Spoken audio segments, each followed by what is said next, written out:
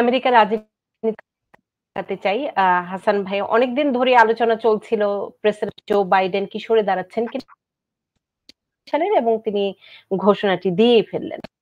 সে প্রেক্ষাপটে ছোট্ট করে একটু জানতে চাই, আপনি এটিকে কি স্বাগত জানাচ্ছেন? মানে আপনার মন্তব্যটি নিতে চাই। অ্যাবসলিউটলি।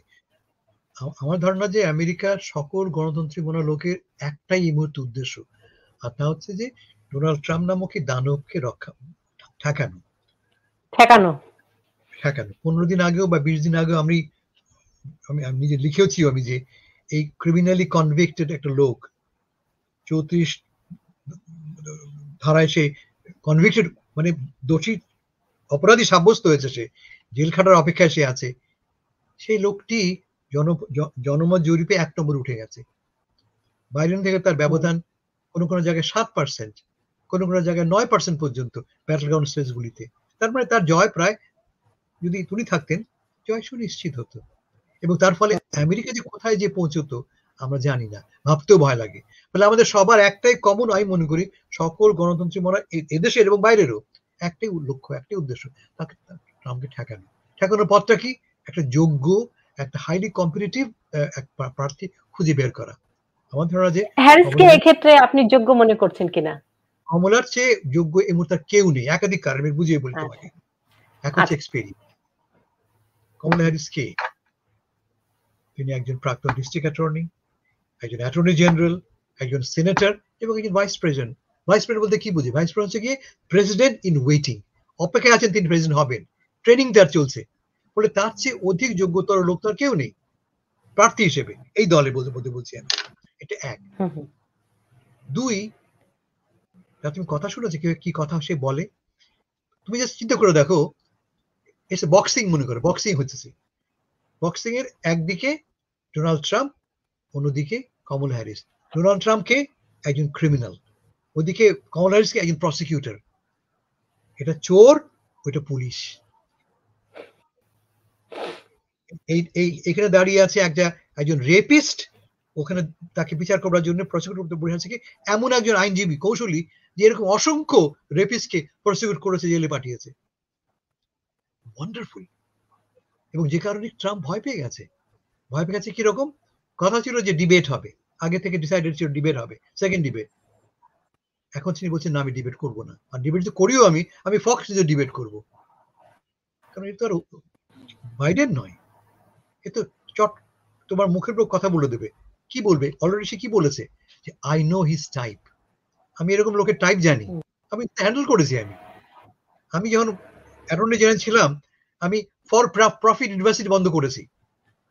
ফর প্রফিট দুষ্কর্ম করে এমন অনেক পাবলিক ইউনিভার্সিটি, প্রাইভেট ইউনিভার্সিটি বন্ধ করেছি আমি। ডোনাল্ড ট্রাম্প একটা ফর প্রফিট ইউনিভার্সিটি করতেন, ট্রাম্প ইউনিভার্সিটি বন্ধ হয়েছে। আমি অনেক আর্থিক অনিয়ম করে এমন অনেক কোম্পানির সিইও কে আমি জেলে পাঠিয়েছি।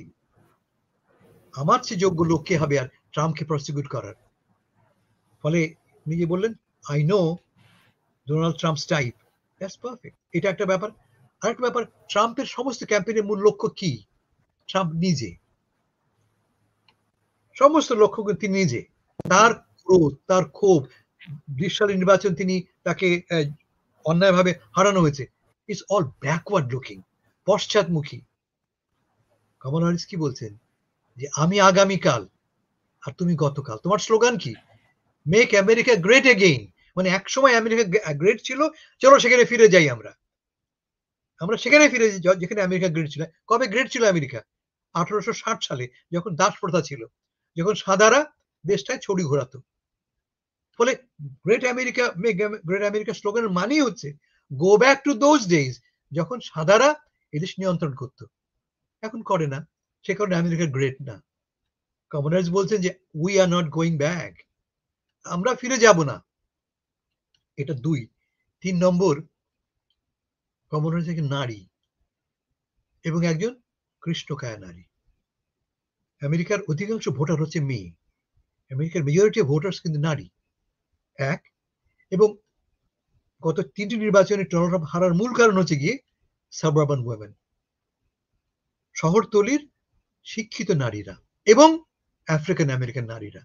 এই যে কমলা হ্যারিস ঘোষণা করা মাত্রই লক্ষ্য করো কিরকম অবিশ্বাস্য উৎসাহ জেগেছে। তোমাকে একটা এক্সাম্পল দিই আমি। রোববারে ট্রাম্প বাইডেন ঘোষণা করলেন যে আমার জায়গায় কমলা হ্যারিস। সেদিনই 3 ঘন্টার নোটিশে একটা জুম মিটিং করেছে মেয়েরা।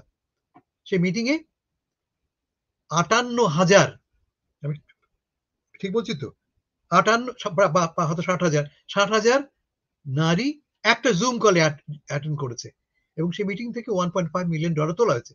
যখন ছেলেরা জেনেছে, আফ্রিকান আমেরিকান ছেলেরা জেনেছে মেয়েরা মিটিং করেছে, তারাও মিটিং করেছে এবং তার সেই মিটিং এ 30,000 পুরুষ যুক্ত হয়েছে।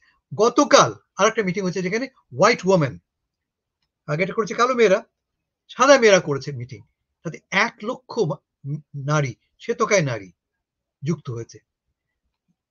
কমলা হ্যারিসের নাম ঘোষণা করার সঙ্গে সঙ্গে উইদিন 48 আওয়ার্স $101 মিলিয়ন তোলা হয়েছে এবং আরো $150 মিলিয়ন বড় বড় ডোনাররা কন্ট্রিবিউট করার কথা ঘোষণা করেছে। মানে $250 মিলিয়ন 40 আওয়ার্সে তোলা হয়েছে।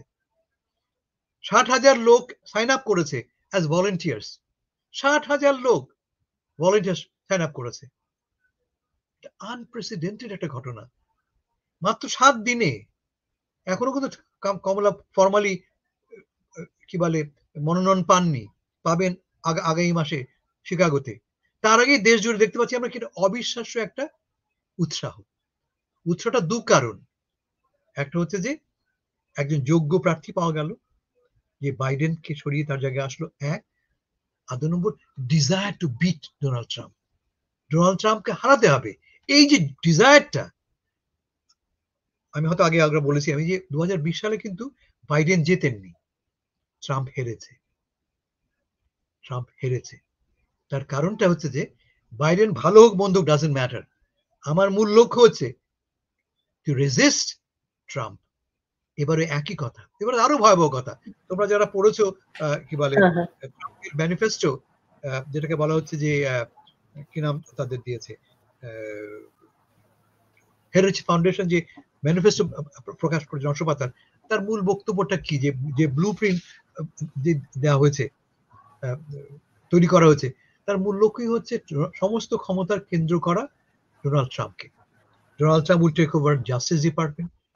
ডোনাল্ড ট্রাম্প বলেছে 11 মিলিয়ন, এই নীল নকশা অনুসারে 11 মিলিয়ন ইমিগ্রেন্টকে জোর করে সামরিক বাহিনীর সাহায্যে দেশ ত্যাগ করা হবে। ডোনাল্ড ট্রাম্পের কারণে ক্লাইমেট চেঞ্জ সমস্ত রুল বদল করে দিয়ে অনেক বেশি পরিমাণে তেল তোলা হবে, ড্রিল বেবি ড্রিল, আবার স্লোগান ফিরে এসে। ওর কথা, যতটুকু অগ্রগতি আমরা অর্জন করেছি এই পর্যন্ত বিভিন্ন ক্ষেত্রে, সমস্ত প্রতিটি ক্ষেত্রে ডোনাল্ড ট্রাম্প মিটিং করেছে উইথ অয়েল কোম্পানি ম্যানেজারদের। তিনি বলেছেন যে আমি তোমাদের জন্য সব ব্যবস্থা করবো, তুমি আমাকে $1 বিলিয়ন চাঁদা দাও, লিটারালি $1 বিলিয়ন চাঁদা দাও, I will lift all regulations. সব রেগুলেশন তুলে নেওয়া হবে। কেমন? শিক্ষা বিভাগ বন্ধ করে দেওয়া হবে, শিক্ষা বিভাগে প্রয়োজন নেই বলা হচ্ছে এই নীল নকশায়।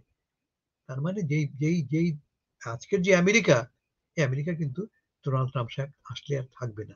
সবচেয়ে বড় কথা, এদের মূল লক্ষ্য হচ্ছে ক্ষমতাটাকে পারপিচুয়েট করা, চিরস্থায়ী করা। সমস্ত আটঘাট, অনেকটা বাংলাদেশের মতো, এভাবে আটঘাট বাঁধবো আমি যাতে করে অন্য কেউ উঠতেই না পারে। এর চেয়ে বড় কথা কি হতে পারে?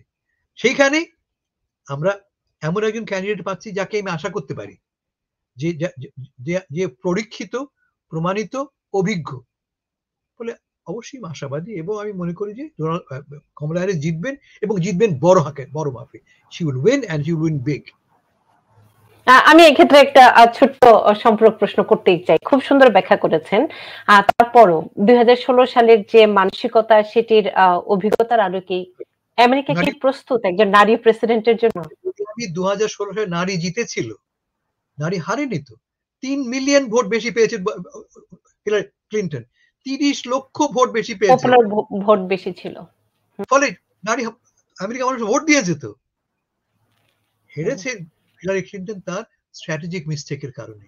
তিনি একবারও উইসকনসিন যাননি। উইসকনসিন একটা ব্যাটল গ্রাউন্ড স্টেট, ধরে নিয়েছে আমি সেখানে জিতবই, তা তো হয় না।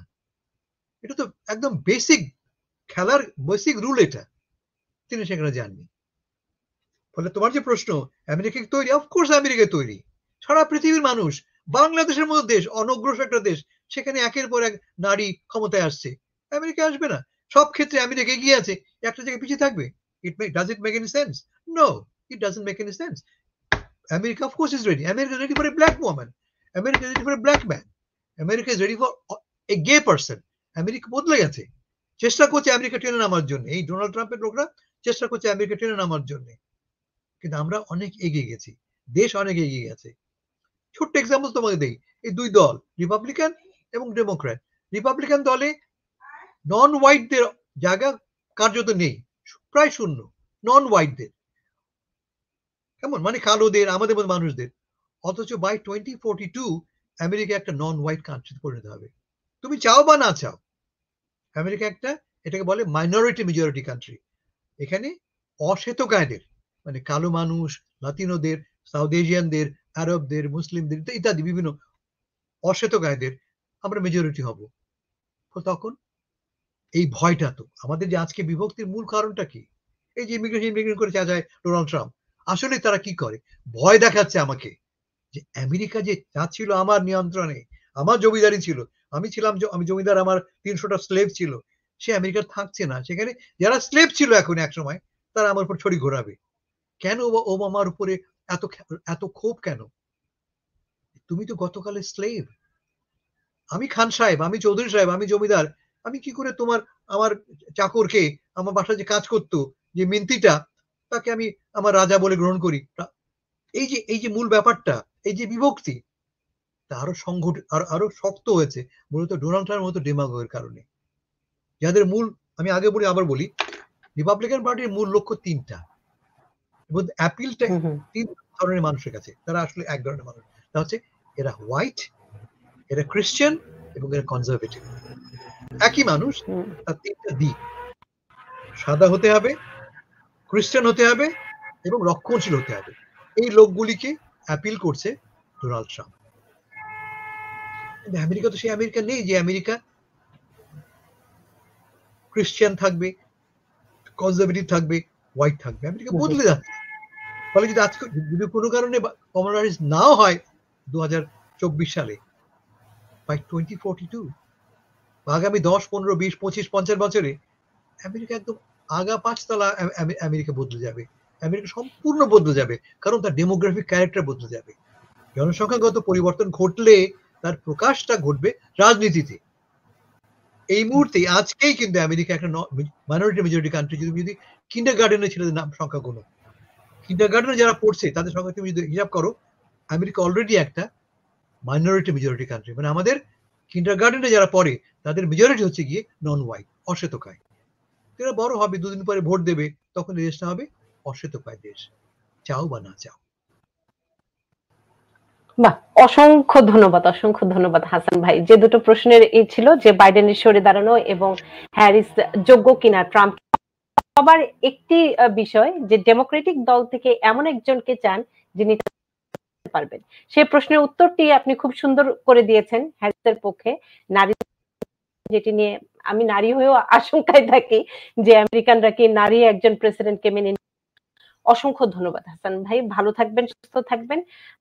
পরবর্তীতে 2024 সালের নির্বাচন নিয়ে আরো আলোচনা হবে, ডিবেট হলে তো আরো বেশি হয়। আপনি ভালো থাকবেন, সুস্থ থাকবেন। Thank you so much. কথা হবে।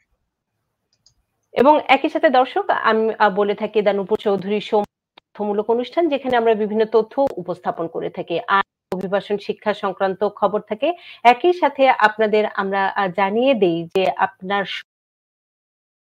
ভর্তির সুযোগ পাবে, চাকরির খবরগুলো কিভাবে পাবেন। এছাড়াও গত সপ্তাহের উল্লেখযোগ্য যে ঘটনা প্রবাহগুলো থাকে